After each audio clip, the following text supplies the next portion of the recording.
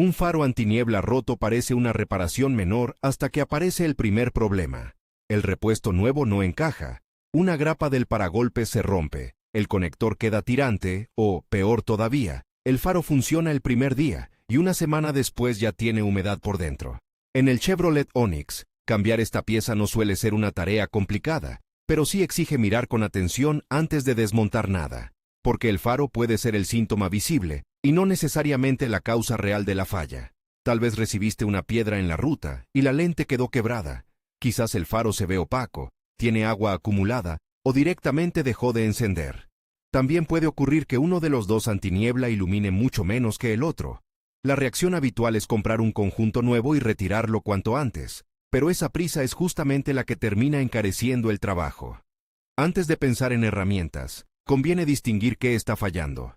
Si la lente está rota, faltan fragmentos o el cuerpo plástico tiene una grieta visible, el conjunto óptico merece reemplazo. No hay mucho que discutir.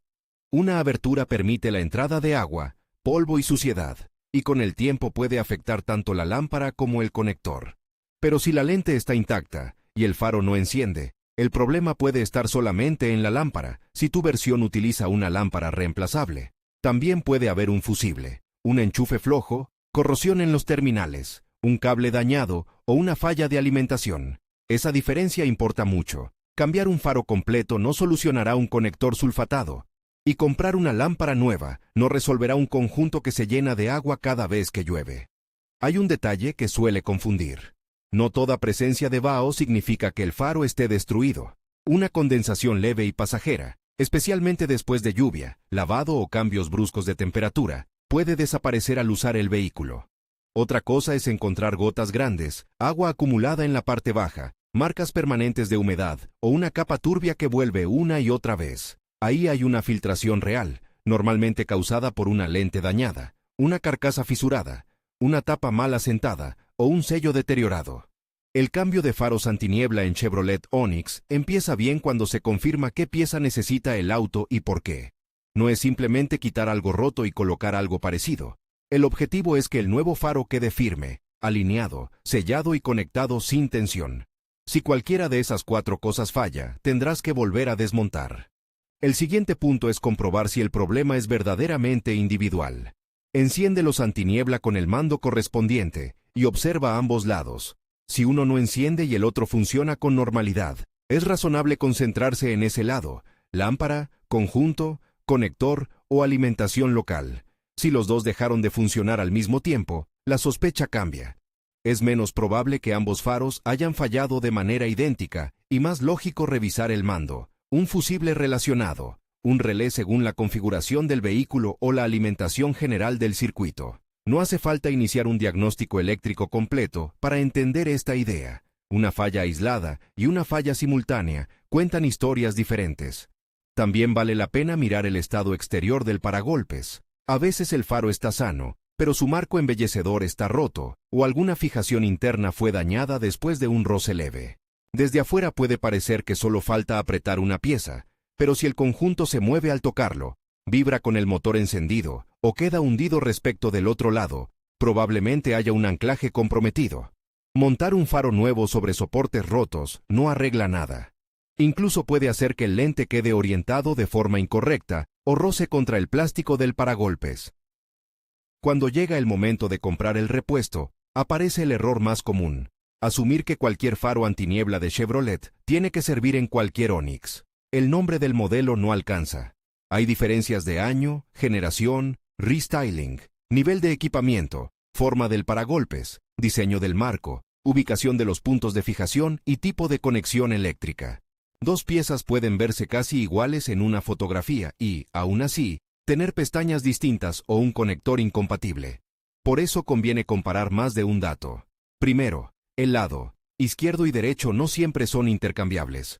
Luego, el año y la versión exacta del vehículo. Después, la forma de la lente y de la carcasa, la cantidad y posición de los anclajes, el tipo de enchufe y, cuando sea posible, la referencia grabada en el faro original. Una referencia no solo ayuda a encontrar la pieza correcta, también evita confiar en descripciones vagas como compatible con Onix, sin especificar detalles. Si el faro viejo todavía está montado, pero puedes acceder a su parte trasera, una fotografía clara del conector y de los soportes puede evitar una compra equivocada.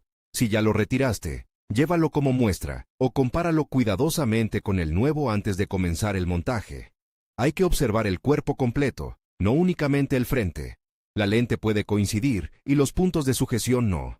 En el mercado suele haber repuesto original, equivalente de otra marca y piezas usadas. Ninguna opción es automáticamente buena o mala. El original suele ofrecer la mayor tranquilidad en encastre y terminación, pero no es la única posibilidad. Un equivalente bien fabricado puede funcionar correctamente si respeta las dimensiones, los anclajes y el sellado. En cambio, una pieza muy barata con plástico delgado, bordes irregulares o pestañas mal moldeadas puede salir cara, se mueve, no apoya bien contra el paragolpes o deja una entrada de agua. Con un faro usado hay que ser todavía más cuidadoso. Puede verse impecable por delante y tener una oreja de montaje reparada, una fisura invisible en la carcasa o señales de humedad en el interior. Revisar la lente contra la luz ayuda a detectar grietas finas. Mirar los tornillos, los bordes y el contorno del sello revela si fue abierto, pegado o golpeado. No se trata de descartar todo repuesto usado, sino de no comprar a ciegas una pieza cuyo problema ya viene incorporado. Una vez que tienes el repuesto correcto, llega la parte que despierta más dudas. ¿Por dónde acceder? En algunos Onix, el acceso puede hacerse retirando parcialmente el revestimiento interior del paso de rueda. En otros casos, resulta más cómodo trabajar desde la parte baja del paragolpes. Y en ciertas versiones, o cuando hay poco espacio, puede ser necesario liberar una sección del paragolpes para alcanzar tornillos y pestañas sin forzar nada. No existe una única ruta válida para todos los vehículos. La mejor ruta es la que permite ver lo que estás haciendo. Si intentas trabajar a tientas, tirando del faro desde el frente, puedes quebrar una pestaña que estaba oculta. Si arrancas el guardabarros interior sin revisar dónde están las grapas, puedes deformarlo o perder una fijación. Y si bajas el paragolpe sin protegerlo ni sostenerlo, puedes marcar la pintura o forzar un lateral. Antes de desmontar, estaciona sobre una superficie firme, deja el vehículo asegurado y trabaja con el motor apagado. Si necesitas manipular el conector, hay humedad evidente, cables con aislación dañada o dudas sobre el circuito, desconectar preventivamente la batería puede ser una medida prudente. En cualquier caso, evita tirar de los cables. El enchufe se libera desde su cuerpo y su pestaña de bloqueo, no desde el mazo eléctrico. Un juego básico de herramientas suele ser suficiente. Alguna llave o dado adecuado para los tornillos, un destornillador según las fijaciones de tu versión y una herramienta plástica para retirar grapas o clips sin marcar las piezas. La herramienta plástica parece un detalle menor, pero ayuda mucho en los bordes pintados y en el revestimiento del paso de rueda. Un destornillador metálico usado como palanca puede servir en una emergencia, aunque también puede dejar marcas, cortar un clip o dañar una superficie que después quedará expuesta. Si el acceso es por el paso de rueda, primero observa el revestimiento interior. No hace falta quitar piezas al azar. Localiza las grapas y tornillos que realmente liberan la zona próxima al faro. Retira cada fijación con calma y guárdala de forma ordenada. Algunas grapas parecen enteras por arriba, pero tienen el cuerpo expandido o deformado. Si no vuelven a fijar con firmeza, es preferible reemplazarlas. Una grapa cansada no parece importante hasta que el revestimiento empieza a vibrar o se descuelga con el agua y el viento. Al separar el guardabarros interior, hazlo solo lo necesario. El plástico tiene flexibilidad, pero no es indestructible, sobre todo con temperaturas bajas. La meta es crear un espacio suficiente para ver el faro, sus tornillos y el conector. Si necesitas aplicar mucha fuerza para meter la mano, probablemente todavía haya una fijación que no viste, o el acceso elegido no sea el más conveniente. Cuando el acceso es desde abajo, la lógica es parecida. Se retiran los elementos necesarios del protector inferior o de la parte baja del paragolpes, sin confundir tornillos estructurales con los que solo sostienen una cubierta. Trabajar desde abajo puede ser práctico porque ofrece una visión directa de la parte posterior del conjunto, pero exige cuidado con la postura, con la suciedad acumulada y con el apoyo seguro del vehículo. Nunca conviene improvisar debajo de un auto mal sostenido. Si el diseño obliga a liberar parcialmente el paragolpes, la paciencia vale más que la fuerza. Los laterales suelen combinar tornillos, grapas y guías plásticas. El paragolpes no debe arrancarse de una vez. Se libera siguiendo su recorrido, verificando qué lo sujeta en cada punto. Si hay sensores, cableado u otros elementos conectados en la zona, hay que respetar su recorrido. Un movimiento brusco puede transformar el reemplazo de un faro en una reparación mucho más amplia. Una vez frente al conjunto, observa cómo está montado antes de tocar nada. Mira cuántos tornillos tiene, en qué dirección entran y dónde están las pestañas. Algunos faros salen después de retirar tornillos y deslizar la pieza unos milímetros. Otros requieren liberar una lengüeta de retención. Este momento es decisivo. Si un faro no se mueve después de retirar las fijaciones visibles, no significa que esté pegado. Casi siempre queda una pestaña o un tornillo escondido. Primero desconecta el enchufe con suavidad. Busca la traba, presiónala y extrae el conector sujetando su carcasa. Si está duro, no lo retuerzas violentamente. Revisa si tiene suciedad, humedad o corrosión. Un terminal verdoso, blanquecino o con óxido puede explicar fallas intermitentes. En ese caso, poner un faro nuevo puede hacer que la luz se encienda por un momento, pero la mala conexión seguirá allí. Si encuentras señales claras de calentamiento, plástico deformado o cables dañados, conviene detenerse y revisar el circuito antes de continuar. Después retira los tornillos y libera el faro según su diseño. Sostén la pieza al quitar el último punto de fijación para que no caiga ni tire del cable. Ya fuera, compárala de inmediato con el repuesto. Coloca ambas una junto a otra y revisa: lente, carcasa, orejas de montaje, pestañas, profundidad, posición del conector y orientación. Este control de 30 segundos puede ahorrar 1 hora de desmontaje repetido. Si el nuevo faro trae una lámpara separada, verifica que esté correctamente asentada y que la tapa posterior, si corresponde, quede bien cerrada. No toques innecesariamente la parte de vidrio de una lámpara halógena con los dedos desnudos. La suciedad y los residuos pueden afectar su funcionamiento. Si tu conjunto usa otra tecnología o viene sellado, el principio no cambia. No improvises aperturas ni modificaciones en la carcasa para hacerlo entrar. Una pieza correcta entra por sus puntos previstos. Una pieza que exige cortar, limar o doblar soportes probablemente no sea la indicada. El montaje debe empezar presentando el faro sin apretar nada del todo. Haz coincidir las guías y pestañas antes de colocar los tornillos. Si una pestaña queda por fuera de su alojamiento y aprietas el tornillo para obligarla a entrar, el faro puede quedar torcido o la carcasa puede tensionarse. Luego vendrán vibraciones, holguras o filtraciones. Cuando la pieza ya esté asentada de manera natural, coloca las fijaciones y apriétalas con firmeza moderada. El plástico no agradece el exceso de torque. Un tornillo demasiado apretado puede barrer su alojamiento, romper una oreja o deformar el conjunto. Conecta el enchufe hasta percibir que su seguro quedó retenido. No basta con que parezca conectado.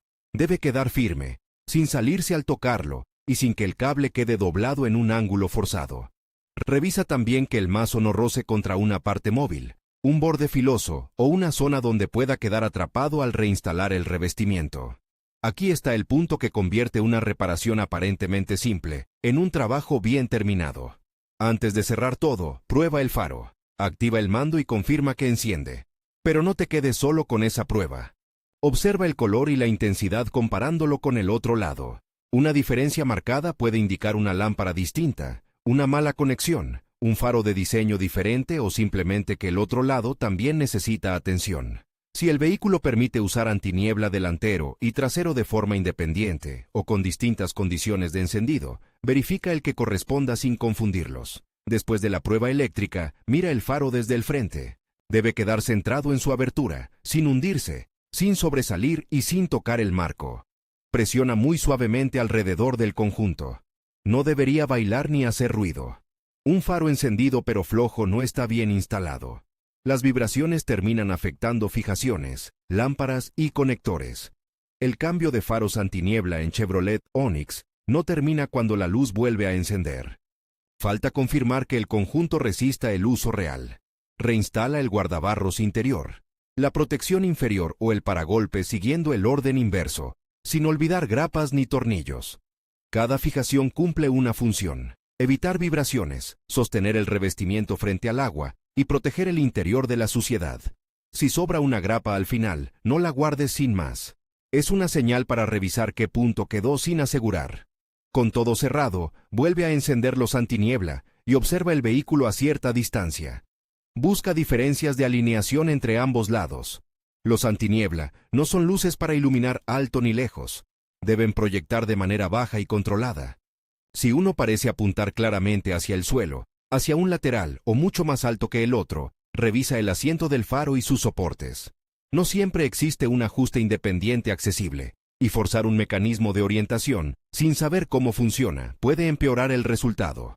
Lo primero es confirmar que la carcasa esté en su posición correcta.